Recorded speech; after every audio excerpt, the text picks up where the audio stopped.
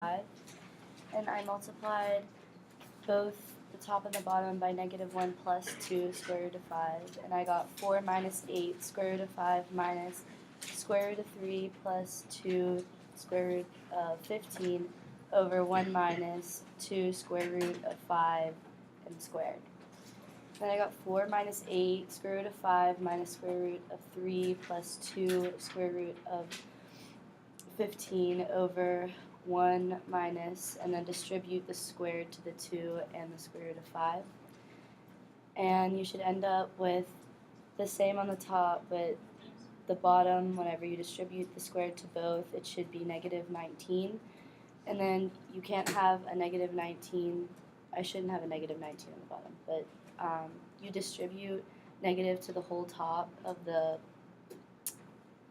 fraction, and it should be -4 plus 8 to square root of 5 plus square root of 3 minus 2 square root of 15, and then it should be a positive 19 on the bottom.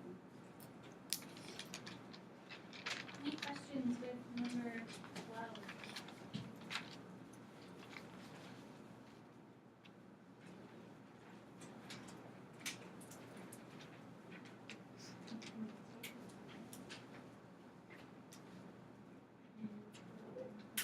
I had problem number 16, and it was 3 over square root of 5x minus 3. And the first thing I did was multiply the top and the bottom by the opposite of square root of 5x minus 3. And on the top I got 3 square root of 5x plus 9. And for the bottom I had to FOIL, and I got 5x plus 3 square root of 5x minus 3 square root of 5x minus 9. And the two middle numbers cancel out, so it leaves you with 5x minus 9. And then the answer is 3 square root of 5x plus 9 over 5x minus 9. Any questions for Maggie? Nice job.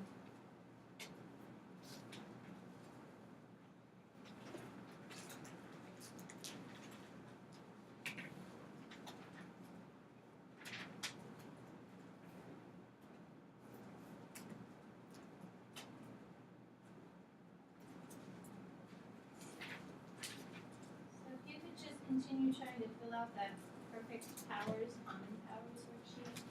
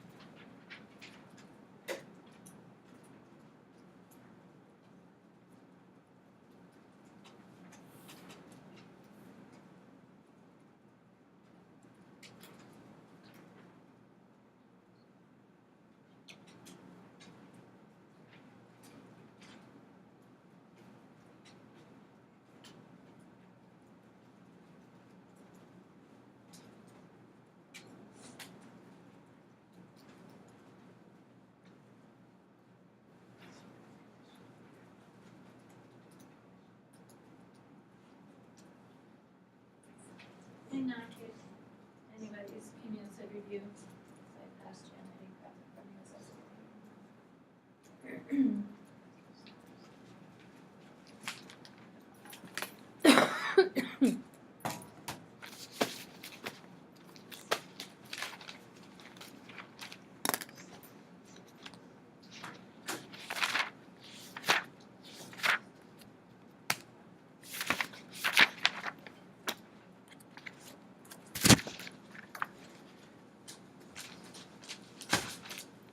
Are there other questions from the dividing radicals worksheet that you would like to go over?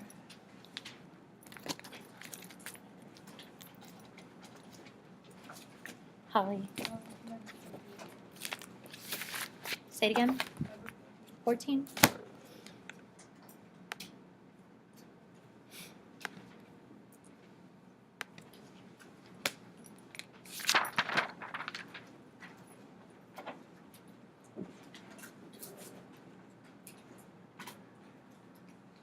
So number 14, a 3 on the top, on the bottom is negative 4k squared minus 5, and then the square root of k to the 4th.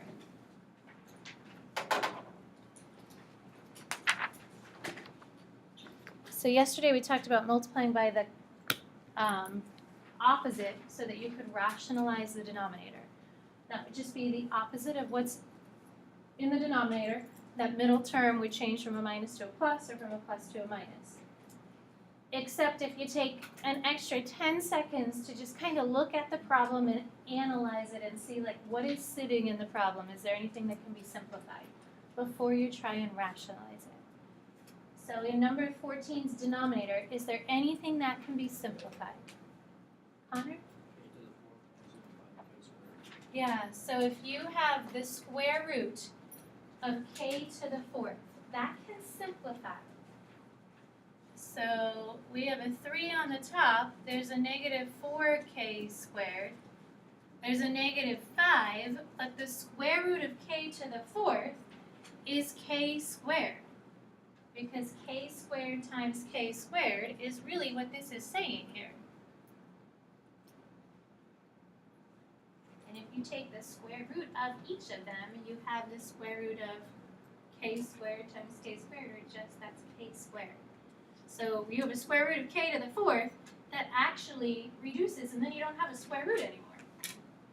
So then if you look at the denominator, we have like terms because they both have a k squared. So the top is 3. Combining the negative 4 and the negative 5 makes negative 9. So we have negative 9k squared. So no need to do any rationalizing of the denominator if the denominator simplifies. And then continuing to look at it, Connor, is there anything else you could do to simplify?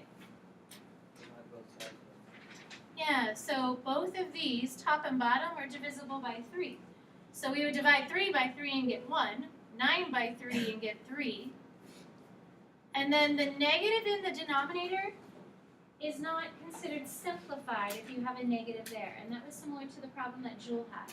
So you ended up with a negative 19 in the denominator, but the negative can't go to the denominator. It's not allowed to stay there.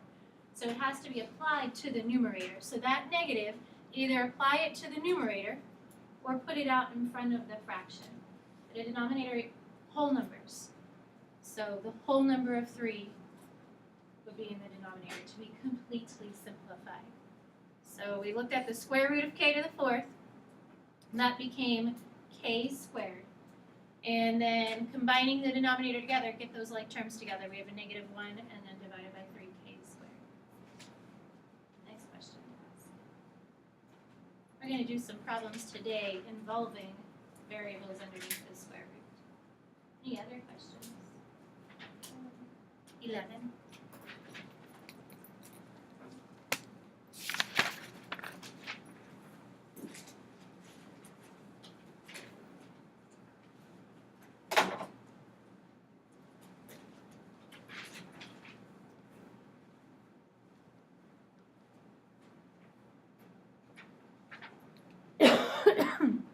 So number 11, we have 2 minus the square root of 3.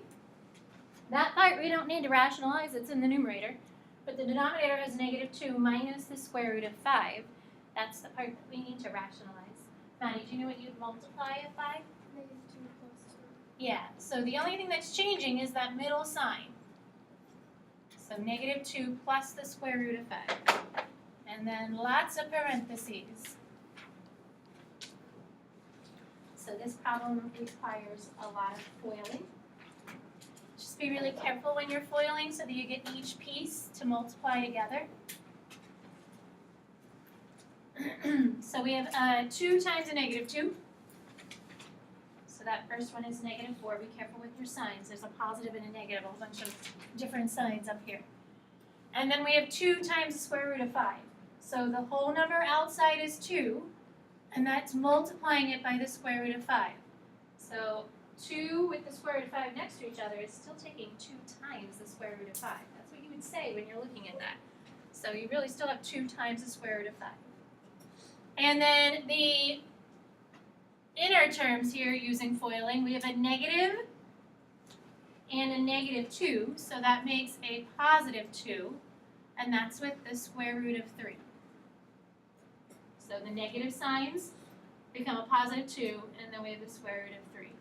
And then the last ones, we have the square root of 3 and the square root of 15. Well, they're both square roots, or sorry, the square root of 5. So that multiplies together and gives us the square root of 15, except that should be a minus sign, not a plus sign.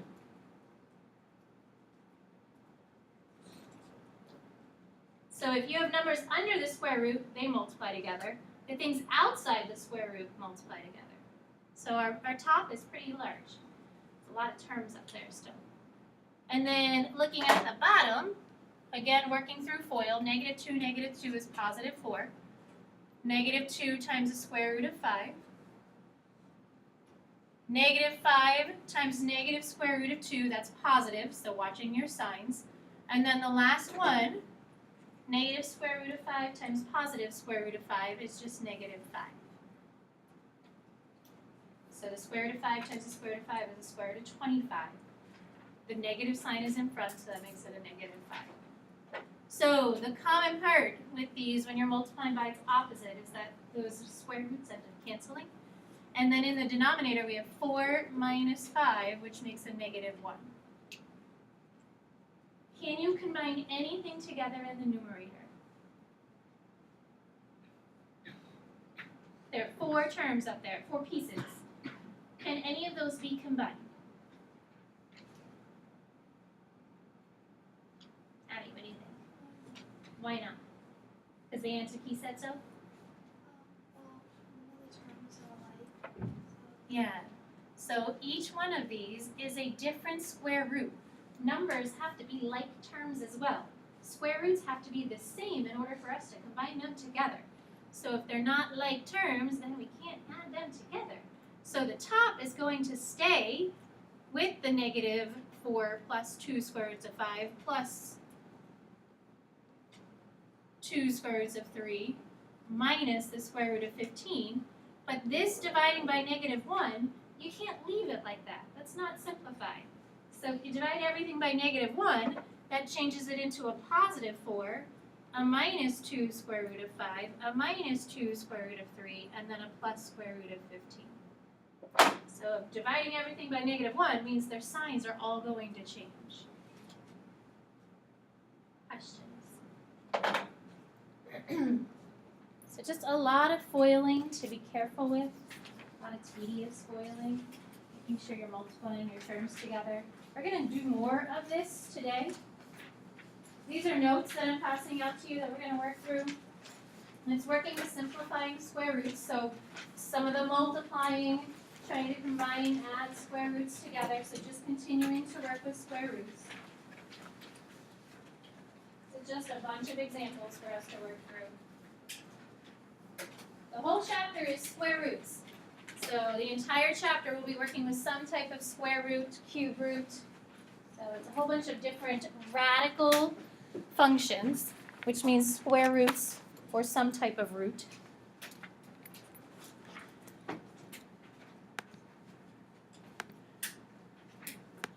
So, come on, buddy. Here we go. The first example is a little different than the others. The first one just says to simplify, and they all actually say to simplify. But part 2 is adding or subtracting. Part 3 is the multiplying. So the first part is just simplifying a square root. You don't have to multiply. There's nothing to add together. It's just one big square root. But it's a little messy because underneath the square root, not only do you have a number, but you also have letters. So in the directions, it wants us to simplify. It says assume all variables are positive. And we need to assume that they're positive because when you take the square root of a number, you can't take the square root of a negative number. So that information is given so that we can take the square root of the variable, forcing it to be a positive number if we plug something in for it. It says leave your answers in simplest radical form and a reminder, no decimals. Meaning we're not really using the calculator here, we're going to just use the values that would be perfect squares. So the sheet that you filled out at the beginning of class with all those perfect squares, this problem or this packet, this worksheet I should say, is just working with square roots. So if you look at that first column, those are the numbers that we would want to use to see if we can break down 72, 98, 60, 250. So when you have a problem with a whole bunch of variables, you're going to approach it with like each piece. So think of each piece separately. So I'm going to expand this problem just to show you what you're really looking at. So we're going to do the square root of 72, the square root of x squared, the square root of y squared, the square root of z squared. Or how about z to the 8th and y to the 4th. There we go. So that's really what you're looking at. Like each one of those letters, you're allowed to separate into different square roots, individual square roots, and that's the product property. So if things are being multiplied underneath, you can separate them and individually look at those pieces. So let's talk about the square root of 72. What is the biggest perfect square that goes into 72? Connor? 36. So we're going to break 72 up into the square root of 36 and the square root of 2. So you want to choose the biggest one, not the first one that works, but the largest one that works. So the square root of 36 becomes 6. And then we still have the square root of 2. So I'm going to kind of just leave that square root of 2 here for a minute. We'll come back to that guy. Looking at the next part, we have the square root of x squared. What is the square root of x squared?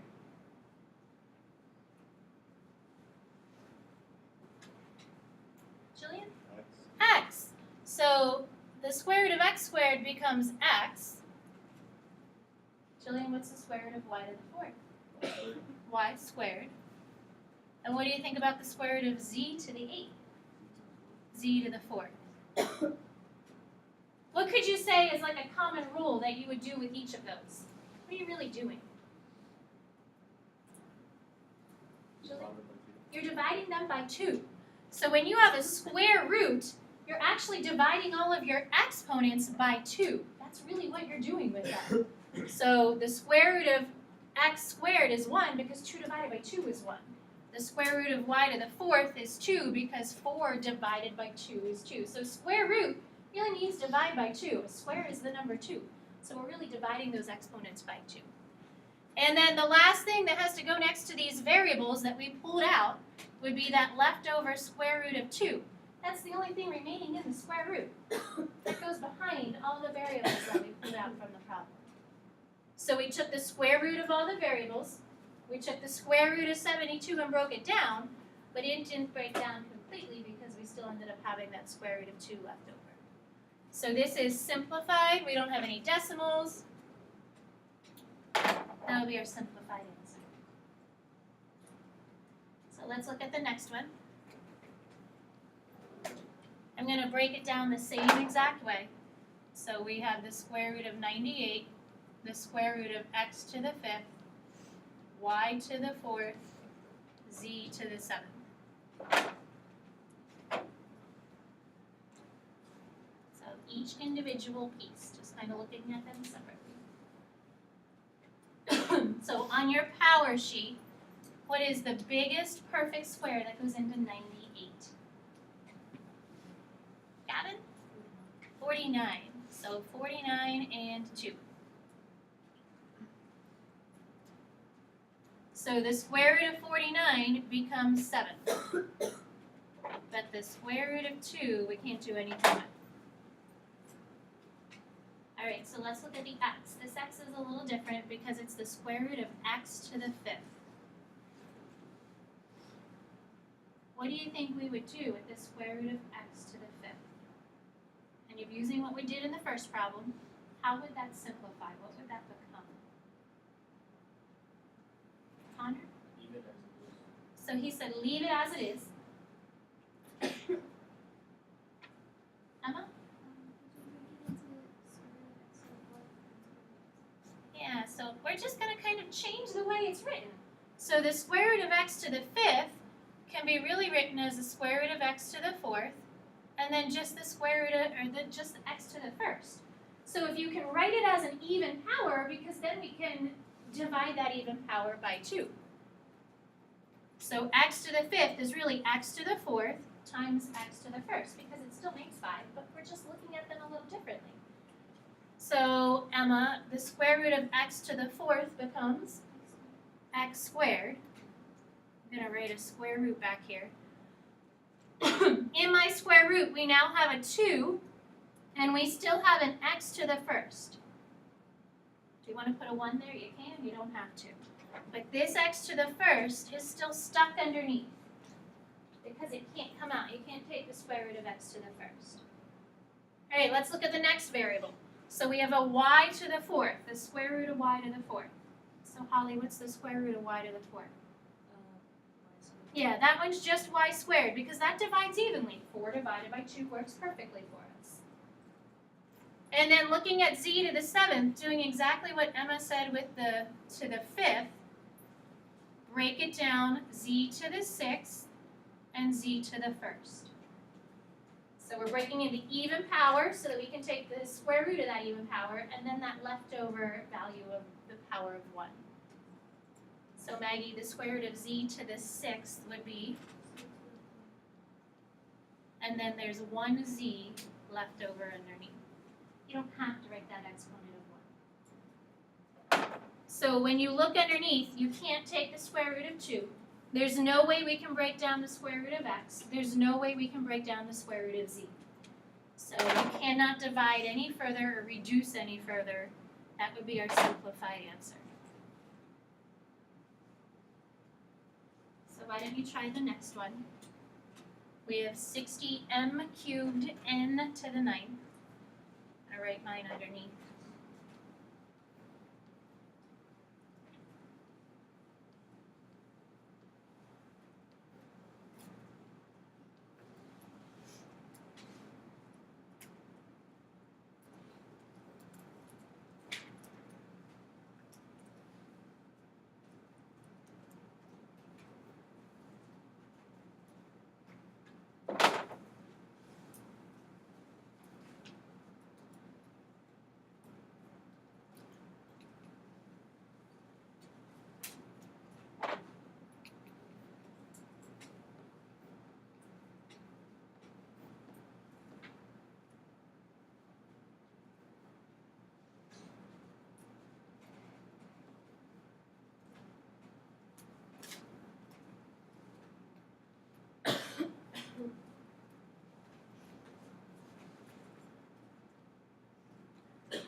So what's the biggest perfect square that goes into 60?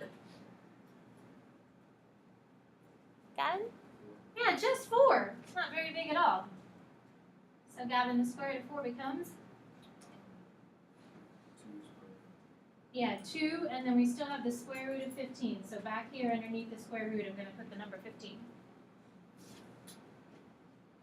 And then Rebecca, we have the square root of m cubed, which becomes m. And then underneath, we still have an m. The square root of n to the 9th, Rebecca, would be? n to the 4th, And then n underneath.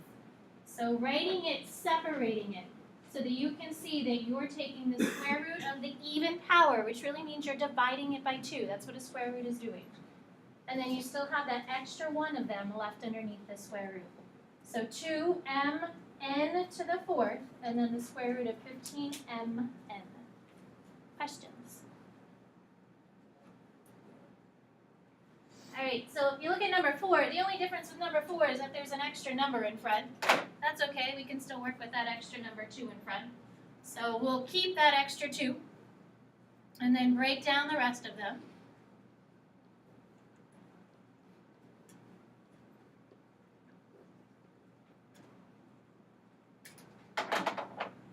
Anybody get a perfect square that goes into 250? Ah? 25 and 10. Nice job. 25 times 10 makes 250. 25 is the perfect, or the largest perfect square that goes into that. And then breaking up the 9, y to the 8th and y to the 1st, breaking up the z squared, z to the 1st. X to the 4th is even, so we don't need to break that up. So Matt, the square root of 25 becomes? Bringing down this 2 means you have to take 2 times that 5. That's what the 2 in front is doing right now. It's 2 times the square root of 225. Well, if you pull out a 5, you still need to take 2 times the square root of 5. And then we still have a 10. Matt, the square root of x to the 4th becomes? The square root of y to the 9th is? Y to the 4th, still 1 left over. And then the square root of z cubed would be? And then z left over. So if you multiply 2 times 5 together, you have a 10 in front, and that's because the initial 2 was sitting there. X squared, y to the 4th, z, and then the square root of 10, y, z. Questions? These are pretty tricky. So take each piece at a time. Don't try and do it all together. Look at each letter, each number separately. So the second group of problems on there wants you to add or subtract. It says you must have the same square root to add or subtract. The little example underneath, the 4 square root of 6 plus 2 square root of 6, you add the numbers in front. You get 8. The square root of 6 acts like a variable. So if that was 4x plus 2x, that should not be an 8, that should be a 6 here. That's a mistake on my part, typo there. So 4 plus 2 makes 6, and then we have the square root of 6. Again, it says leave the answers in simplified form and no decimals. So if you look at the first example, we have 3 square roots of 2 plus technically a 1 square root of 2. So the square roots are the same. Add the numbers in front. 3 plus 1 makes 4, and then we have the square root of 2. You would do the same thing with subtraction if it was a minus sign. So it's like variables. The square root has to be the same, just like a variable has to be the same. What do you think you would do with number 5, the square root of 20 minus the square root of 45? Maddie?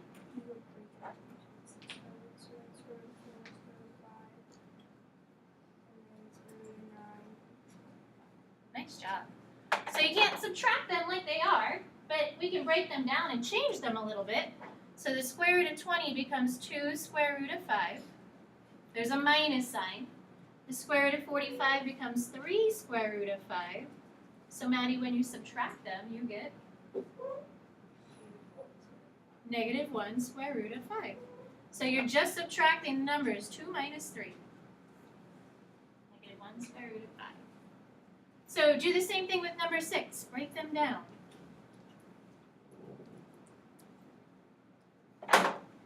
Anybody know what goes into 243?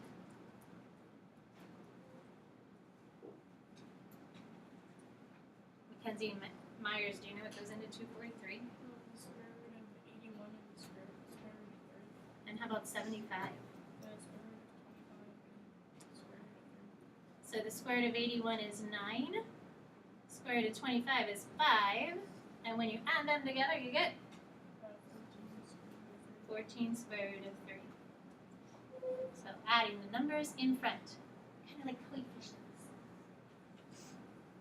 Questions? So the last group of problems, obviously we're not going to get to all of them.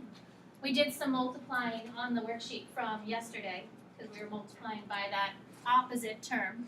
So multiply the numbers outside together, multiply the numbers inside together, simplify if possible. Again, leave the answer in radical form. So if you look at 7, the directions say to multiply the numbers outside together, multiply the numbers inside together. Again, it's kind of like keeping your like terms together. So you're multiplying 2 times 6, you're multiplying 5 times 2, and then if you need to simplify, if it did simplify, we would want to do that, but the square root of 10 can't be broken down. So in number 8, Eden, if we multiply the outside numbers, 3 times 3 give us, the inside numbers, 2 times 18 is? Can that square root be broken down? Yeah, the square root of 36 becomes 6. So now this changes into 9 times 6, which is 54.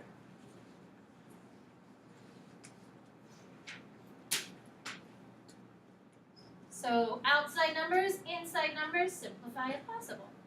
And we'll stop with this one here. So we're going to distribute the square root into the parentheses. Remember, the square roots, if they're square roots, that's what we multiply together. There's a 3 there. That 3 just stays outside. You're multiplying the square roots, the numbers underneath together, or inside together. So 3 times 2 gives us 6. What's the square root of 3 times the square root of 3? Julia?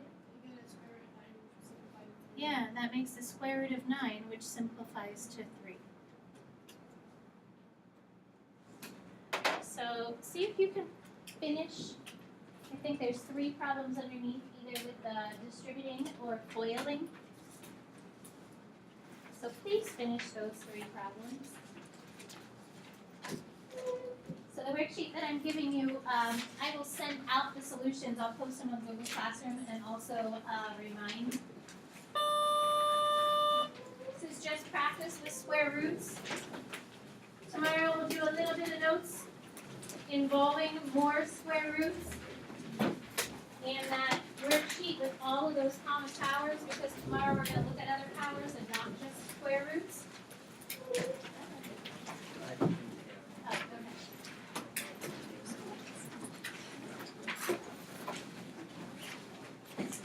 Have an awesome day.